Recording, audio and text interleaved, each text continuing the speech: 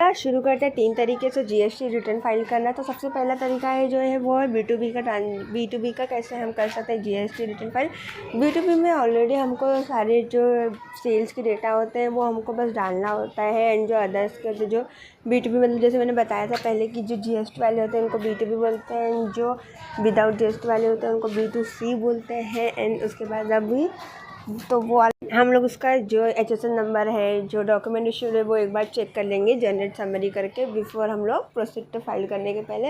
And एक बार generate summary हो जाएगा तो हम EVC के तरीके से इसका हम GST फाइल करेंगे। EVC और DST में दोनों में बहुत फ़र्क होता है। EVC में हम क्लाइंट से OTP लेके करते हैं एंड DST में हम पेन ड्राइव से करते हैं, जो कि मैंने आगे दिखाया होगा। तो अब नेक्स्ट स्टेप है नील रिटर्न GST फाइल करना। नील रिटर्न वाले में क्या हम लोगों को कोई भी डेटा फिल नहीं करना होता। नील रिटर्न में हमें बस क्लाइंट से कंफर्म कराना होता है कि इस मंथ का आपको कोई डेटा है कि नहीं। अगर वो हमें व्हाट्सएप के थ्रू या कॉल के थ्रू कंफर्म कर दे या फिर मेल भी कर दे तो सबसे अच्छा, तो बेस्ट तो मेरे ख्याल से होता है मेल और स्क्रीनशॉट, जिसके बाद से हम अपडेट करके एंड हम सीधा उसको प्रोसीड टू फाइल कर सकते हैं। ये हम बेसिकली उनको देते हैं जो अभी न्यू ज्वाइन होते हैं, जिनके लिए ये समझना बहुत आसान हो जाता है। एंड हम सबसे पहले ये काम उनको ही देते हैं DST से, जो कि सबसे इंपॉर्टेंट पार्ट है एक्चुअली। एंड देखा जाए तो GST पोर्टल भी हमें यही सजेस्ट करता है कि हम सारी GST रिटर्न फाइल DST से करें, ना कि EVC से। बिकॉज DST से कैसा होता है, डिजिटल सिग्नेचर रहता है, जिसमें हम क्लाइंट से पेन ड्राइव में उनका सिग्नेचर रहता है, जिसको हम लैपटॉप में हम इंसर्ट करते हैं, तो फिर वो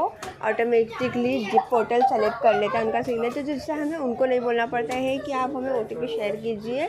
एंड डिजिटल सिग्नेचर का एक थोड़ा प्राइस होता है, जिसको हम क्लाइंट को एक मिनिमम अमाउंट बताते हैं, जिससे हम उनका 6 मंथ या 1 ईयर का पैकेज होता है, जो कि उसके बाद से वो 1 ईयर तक एकदम फ्री हो जाते हैं कि हाँ भाई हमारा तो पोर्टल है, हमारा GST है, DST से हो जाएगा। तो उनको भी कोई टेंशन नहीं है, हमें भी बार बार उनका फ्री होने का वेट नहीं करना पड़ता, क्योंकि बहुत सारे क्लाइंट ऐसे होते हैं जो बहुत ज़्यादा बिजी होते हैं, जिनके पास बार बार OTP शेयर करने के लिए टाइम नहीं होता, क्योंकि 1 मंथ में एटलीस्ट हमें 2 बार तो OTP लेने पड़ता है। कभी कभार अगर होल्ड होगा या फिर कुछ ख़राब हो गया तो हमें, या फिर मिस हो गया या एक्सपायर हो गया तो हमें लोगों को एक बार और GST OTP जनरेट करना पड़ जाता है, जिसकी वजह से ये डिजिटल सिग्नेचर काफ़ी अच्छा है। हम इसे कितनी बार भी इंसर्ट करके कर सकते हैं। एंड इससे हम आप लोगों को कुछ नया सीखने मिलता है कि DST से क्या होता है, क्योंकि EVC तो एक नॉर्मल प्रोसीजर हो जाता है। जिस चैनल को सब्सक्राइब कीजिए, लाइक कीजिए, कमेंट कीजिए। मैं आगे और भी वीडियो शेयर करूँगी। Thank you, bye bye.